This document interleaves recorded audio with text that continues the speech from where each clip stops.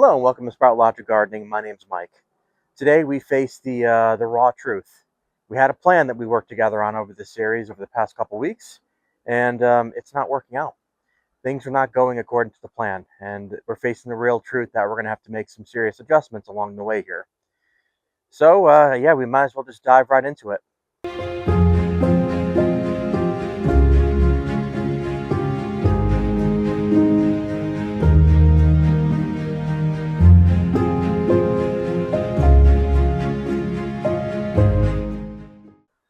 So I wanted to show you specifically what I meant by things are not going according to plan. And some of this is self-inflicted, mind you. It's things that I should have taken a look at. Other things are overlooked, I guess you can say. I just simply didn't think about them or overlook them. And then some things are just tied directly to nature itself, right? And this is something that we can't control. There's nothing we can do with that. We'll start off with example number one.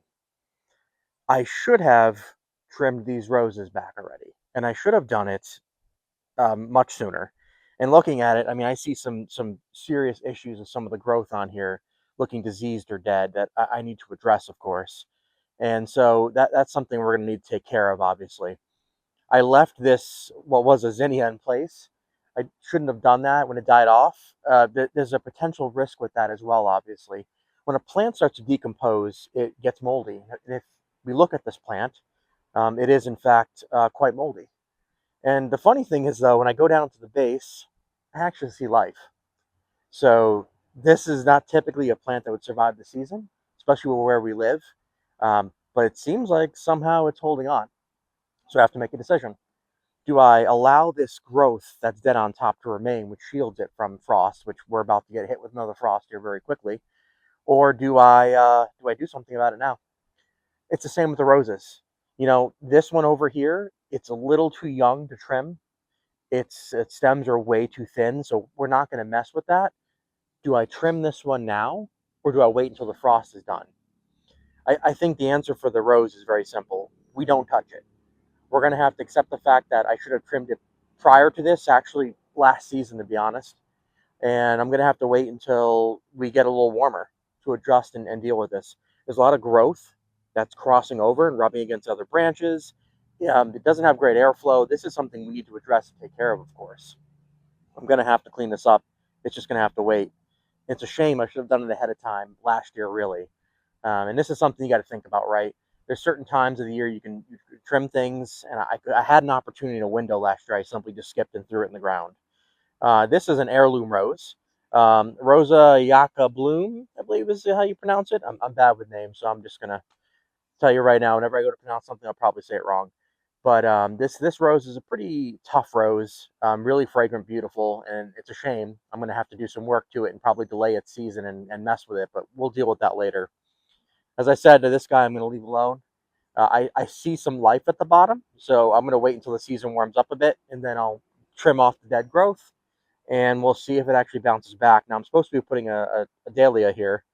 I might not. If this survives and it keeps going, I'm going to let it do its thing, and I'll have to put that elsewhere. This is just one example of kind of where things went wrong, and I should have thought about stuff even further. We might as well continue our tour of problems we're facing right now. Oh boy, where do I begin with this one? So what I'm talking about is the ground you're seeing right here. Now, I'll be completely upfront to say that normally, when it comes to lawns, I'm less concerned. I don't really worry about weeds and having one type of grass and making it look completely immaculate. I'm more of a naturalist. Wildflowers might grow in there, weeds that are beneficial to pollinators. I don't really worry about that. However, this I should have addressed and looked at. Completely skipped it. This is on me. Rewinding a little bit, I received a greenhouse as a gift last year. Temporary one, plastic, and I put it up and I got the genius idea to lay down a tarp on the ground. Boy, was that a mistake. What it essentially did is it killed everything underneath, and as I stepped on it and walked, I compacted the soil, making this really, dead. It's a dead zone. And you can see it. I've tried laying down grass seed, doing all kinds of different things, and nothing's really growing. I mean, I'm getting some stuff here and there, but overall, it looks horrible. Drainage-wise, it's mud. It's a mud pit. If I was to walk on this, it's just completely mud. I'm going to have to address this. Now, I don't have the tools to do that just yet, but now it's on my radar. I need to get a pitchfork. I need to kind of break the soil up and loosen it up and then lay down grass seed in order to get it to come back to life. Simply put, I tried to just throw seed on it before and do all kinds of different things. It's just way too compacted. It's never going to work unless I put in the time and effort. I got to do it. I mean, I can't have this with my kids and my dog and everything else coming out here and stepping in the mud. And honestly, it makes a mess for me to walk through, and it's dangerous. If it's wet out and I walk through here without paying attention, I could slip and fall. So yeah, that's we'll say problem number two that I kind of overlooked, and well, we're gonna need to take care of it. Let's continue the train of problems. Okay, so what problem do you see here, right? A raised bed with soil, looking pretty clean and neat, ready to go. Not so fast. The mistake is here in the wood. So you might recognize this bed. It's been in a couple of my episodes. Actually, my first video I ever made, this was actually the feature where I added a live Christmas tree. I broke it down at the end of Christmas, obviously, and I put it in here to help fill the soil area and give it some nutrients later on. Of course, it takes time to break down. In fact, when it initially breaks down, it's going to drain nutrients out of the soil. Watch that episode, check it out. I go through the whole process. But the problem is the wood, and I'm starting to see bits of mildew forming on the wood. What I didn't do was treat it. And I actually just ordered some UV protective oil. It should be coming in a couple weeks. And that means I'm going to have to literally empty this bed out, take all that stuff I put in. This is a big bed. It's 72 inches long by 18 deep. This is it's going to be a pain, real pain. Nothing's in here, thank goodness, because this is going to be for my roses that are coming later in the season. But I got to tear this guy down to the ground. Let it dry. It's been wet and crazy with the weather. Apply the oil and then put everything back into it. Yeah, this is not going to be fun. I am not looking forward to this. This is a mistake I made that I shouldn't have done. I should have really thought about it. If I had done my planning properly, we wouldn't be sitting here right now talking about this. So this is problem number three I'll be addressing. It won't be in this episode. I need some time to get the oil and stuff, but rest assured, you'll be joining me on this lovely journey of emptying this out and doing it all over again. It's going to be fun. Let's move on to the other issues we're facing. So what could the problem be here, you might ask yourself? What's the issue? We have a buddleia that's held on for the season. It's been great. A invincible dianthus that should have not made it. Chamomile that I expected to flower last year. This is the Roman variety that I learned it does not do that. It takes about a year to flower. So I was extremely furious all season to just see mounds of green with nothing. But it should, if it survives, in theory, flower this year. So the problem is, I set these beds all up and I did things which you might not be able to see, and I'll kind of point it out. I actually have seedlings coming in here, lupin, and my friends, the doves, I presume, are back at it. I have another piece that got taken out. It's wonderful. But I have lupin coming into this bed, which is a good thing. I have two coming up so far. I need to protect them, and I'll get on that, of course. But the problem is, I set these beds up, did all this maintenance, like I talked about in the video, and I decided that, just kidding, I'm going to order some new beds. Now, you saw that really cool cedar bed that I have. The company that makes them had a sale. I couldn't turn it down. I was able to get 5 new cedar beds to replace all of these, including the in-ground ones. And they came with a protective covering, a greenhouse cover I can put up during the colder months, special feet, all kinds of things. And the UV oil I talked about comes into play here. So what does that mean? Oh, that means that I put seeds in here as well. Sweet pea flowers, if you remember. Yeah, we're gonna be tearing these down. These are gonna have to come down. I'm gonna let the seedlings go as much as I can and protect them as much as I can. But ultimately, when the new beds arrive, I have to build them, prep them with the UV oil, and I'm going to be transferring all the stuff over into them. That's a ton of wasted time, and arguably, I would be surprised if the lupin survives. Sweet pea flowers also don't like to be disturbed, so I'm really rolling the dice here. And the seasonality, what I'm facing too, remember, it's like late February. It could be a problem, based on the weather. So I have to make a decision with these new beds. And sometime, whether it's going to be in the next month or maybe closer to April, I'm going to have to transfer all this stuff out. This is delaying my season. And, you could argue and say, well, Mike, why not just leave it till next year? No, I want to address it now. I think the further I push it out, the more problems I'm going to have. I don't want to continue the season in these beds. Like this one, for example, starting to bow and break. It's going to be an issue. These are about 2 years old, starting to rust a little bit. They're supposed to be stainless steel, but well, you could argue that. And the linings are wearing out as well. So it's something I have to address. I should have did this first. Now the sale wasn't exactly happening when I was looking into this stuff, but hey, things change, right? So we got to change our plan. We got to take care of it. So one of these next episodes may be coming up in the next month or two. You'll be seeing me tear down these beds and move things over and get it rolling. So yeah, let us continue our journey of pain. So what about this bed is a pain exactly? Well, for one, I lost my echinacea. I was so happy to grow it. It was a wonderful flower. It's actually my little intro video. You actually see it with the bumblebees on it.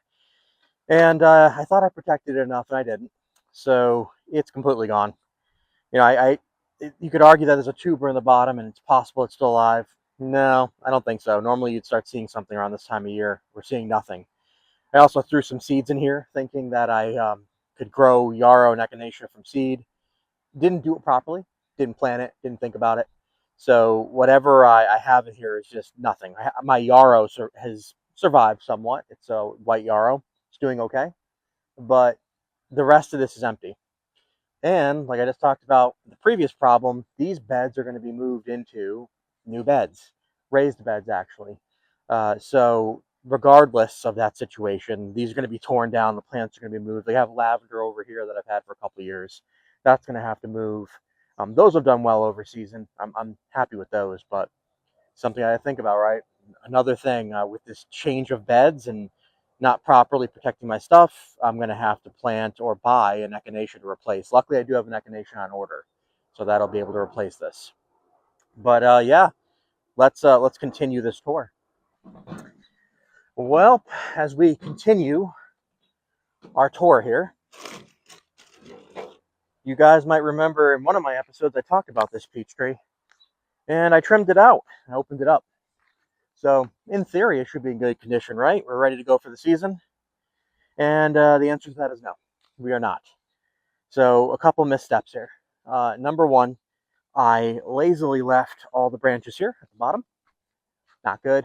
That could cause all kinds of fungal issues and problems. So I'll need to get these moved out of here, of course.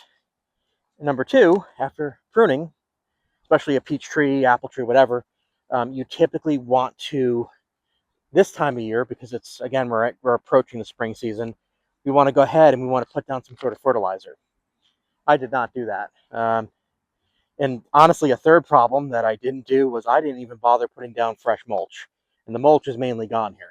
So that's no good. That's not going to work. We're going to have to do that. So you'll be joining me as I get some mulch down into the ground here. First, the fertilizer, of course. This is actually a dianthus back here that I thought was completely dead and is also holding on for life. So another amazing survivor here. I had a couple planted around here. So yeah, let's get some fertilizer down. You're probably wondering what the heck is in this bag. Forgot the brand. This is Fruit Tree Fertilizer, and I have the instructions on the back. The problem is a lot of these bags, they don't make them resealable, so it's kind of a pain. So I'm going to put down a good layer of, this is slow release fertilizer. This is important to mention, right? This is not something that goes instantly into the ground and becomes available, and that's okay. It's early in the season. I don't want to hit this thing with any kind of intense fertilizer. It's too early for that. I'm going to go a little aggressive. I need this to last all year. So my irrigation, I'm going to have to address this as well, right? So I'm going to move this out of the way. There we go. Okay. I think that'll do. Now I'm going to put the gloves back on because mulch is never fun to deal with. Great way to hurt your hands or fingers when you're digging into it. But I'm going to lay down some mulch, and the struggle I'm going to have here with this dianthus, honestly, I may need to move it. Something I need to think about as I kind of go through this process, but I'm going to try to mulch around for now to get that taken care of. Got my clippers just in case. But let's get this mulching done. So I'm going to go with a light layer. I'm not going to go super heavy on this, okay? I think that what we want to do is just lightly cover the ground. I'm not looking to smother this thing. And I'm just trying to protect it and honestly make it look a little better. It looks horrible. I mean, it's a mix of like old mulch that wore out. Also, you know, it doesn't really serve a purpose when it's thinned out like that, obviously, right? Like it's not gonna do anything. So I'm gonna go ahead and get this done, and then we can continue on this journey throughout the garden here. So what are we looking at here exactly? Well, this is what I like to call the wildflower bed. Now it's about a rectangular shape, comes up to about here, goes along the side. And, you know, some successes. I threw in some bulbs. I got a daffodil coming in, looks pretty nice. Some other stuff's coming up. I'm guessing these are all daffodils that are coming up currently. It's about the time of year they would. And you can see some other things growing in here. Now, what's the problem here? It's twofold. I used to have a fence around this to give me a barrier so when I'm weed whacking and mowing, I don't touch this. I took it down. I didn't reapply it. Here we go. I can't, it's hard for me to tell where the border is really. And some of this stuff I think is actually wildflower seeds because I did plant wildflower seeds here in the fall time. They need cold stratification. I got a mix from my local area. I spread it out. I even added things like stinging nettle, comfrey, echinaceas, you know, kind of a custom mix that I added additional things to. I didn't take the time to clearly define this border. So now, I mean, it's going to be fun to do. I got to address this, and we'll take care of this in the future as well here pretty soon. It's something we can't wait on. Number two, you'll notice grass coming into it. Now, this wildflower bed's about 2 years old, and a lot of the areas you can see back here, if I kind of move, there's not a lot of grass coming in. And that's what we want to see for wildflower beds. Grass competes directly with wildflowers, and grass wins every time. So that area is looking great. This is looking bad. And really what it was, I should have thinned the grass out as it came in. I didn't do that. I let it kind of advance its way forward to the bed again.